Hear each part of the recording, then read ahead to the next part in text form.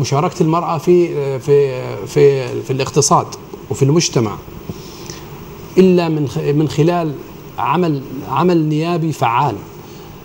يجب أن نفهم معنى وطريقة عمل مجلس النواب. مجلس النواب مجلس يشرع. هذه العملية، عملية التشريع، هذه عملية تضبط إيقاع الاقتصاد، تضبط إيقاع العمل السياسي، تضبط إيقاع العمل الاجتماعي. فلذلك تخيل بأن هناك أي حكومة ممكن أن تغنينا عن مجلس نواب هو كلام غير صحيح.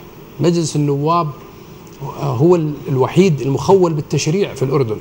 معنى أنه مخول في التشريع، إذن هو الذي يضبط إيقاع عملية التفاعل الاجتماعي، عملية التفاعل الاقتصادي، الإبداع في حل مشاكلنا الاقتصادية. يعني هناك نظرة بأنه والله إحنا في الأردن مشاكلنا الاقتصادية لا يمكن حلها، أو يعني هذا النوع من التفكير مغلوط.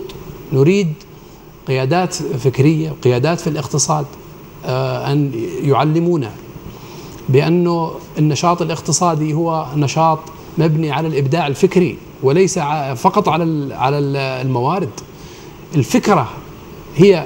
الفكرة مسؤولة عن، مثلا في الولايات المتحدة الأمريكية فكرة الكمبيوتر مسؤولة عن التفوق الاقتصادي لأمريكا في 20 سنة اللي مضت. والكمبيوتر كلياته إيش؟ عبارة عن إبداع وتفكير. فلا يعني وين القيادة الفكرية الصحيحة، القيادة الاقتصادية اللي يشرحوا للناس إنه الأردن يعني رغم شح الموارد ولكن الإبداع في التفكير، التخصص في اقتصادنا، نتخصص في مجال معين في الاقتصاد. يعني ما نقدر نتخصص احنا بكل شيء في الأردن في ظل العولمة الاقتصادية. لا نستطيع أن نتخصص في كافة القطاع، مثلا كافة المنتجات والخدمات، ولكن إذا ركزنا على قطاع معين وعندنا يعني قدرة أنه نتخصص، هذا ممكن أنه يحل مشاكلنا أو يساعد في يعني حل المشاكل. تفضلي. First, I would like to ask what motivated you or gave you the courage or to run for election? Is it something you wanted to do for yourself, or is it something you wanted to change for the Jordanian citizens? As I said at the outset of my speech, I said that what motivated me mostly about trying to get the nomination for this year's election, which I wasn't able to do, was to become more involved socially and intellectually. Unfortunately, in order for you to contribute to the dialogue about development, about ideas, about where we can go from here, what we can do with our economy, where we can move in integrating ourselves with the global economy. All of these things require you to become a public figure. Now, the parliament happened to be one of these channels.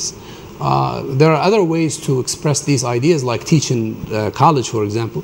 But if you want a broader audience, then you have to run for parliament or run for public office of another type. That was my main motivation. But I do believe that democracy is based on individuals who have a vision to change society. And I thought when I tried that I would be one of those people.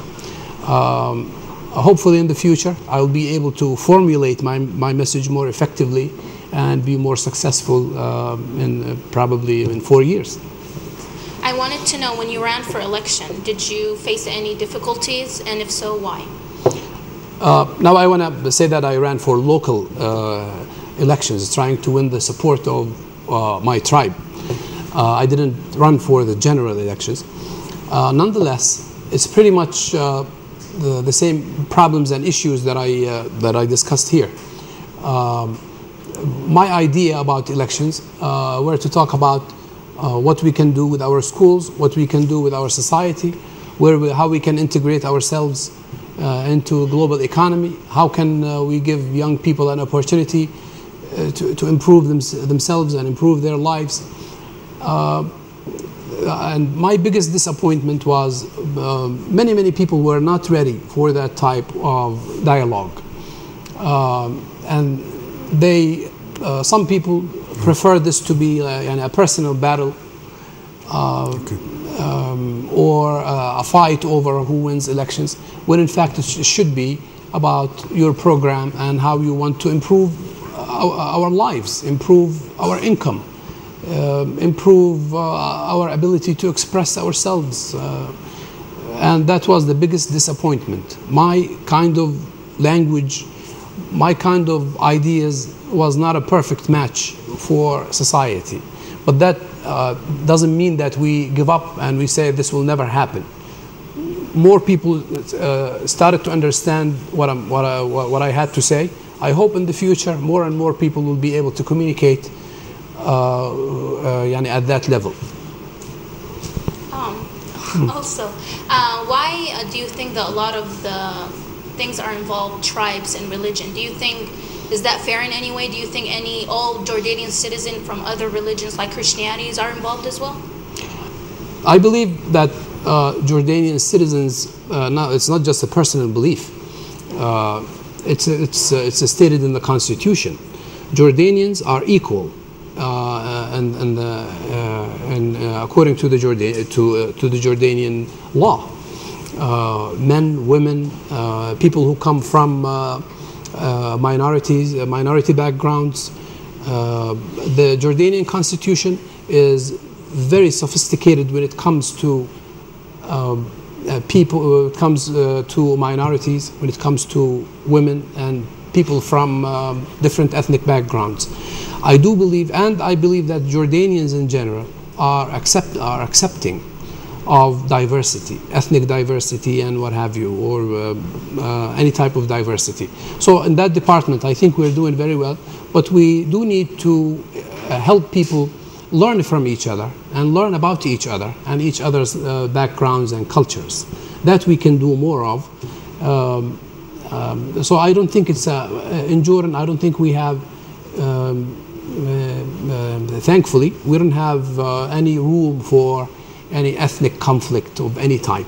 Jordanians have always lived together as belonging to the same family, and I hope we'll do more of that. Okay, just last question. For young students and youth like us, or average people, citizens in Jordan, that are not into elections or doesn't know as much, how can they have the knowledge to know about it more, or about the campaigns, and how could they tell the difference between the good and the bad? I think as a citizen, the one way to find out about people who are nominating themselves is to go to their headquarters. Now these headquarters might be in a neighborhood, sometimes it's in the street, in a tent, but I think it's the responsibility of all Jordanian citizens to try to find out about who are running for elections. Furthermore, I want to say that sometimes you may not see in any of the candidates running in a certain district anyone who really fits your idea of who should be representing people. Still, you have to participate and go with the best choice, even if you think everyone running in this district does not belong in a parliament. You still have to go and listen to these people and question them and show them that you as a citizen care about what that they are running, care about their ideas, and that is your role as a citizen to enhance our democracy. شكرا كثير دكتور نصير، وبحب أشكر أكيد حضور طلاب جامعة نيويورك. بحب أشكر الدكتور نصير على الموضوع المثير للجدل. بتمنى لو كان في عندنا وقت أكثر، بس بيجي هذا الوقت اوكي على الختام للحلقة تاعتنا اليوم. بشكركم وفي أمان الله. شكرا.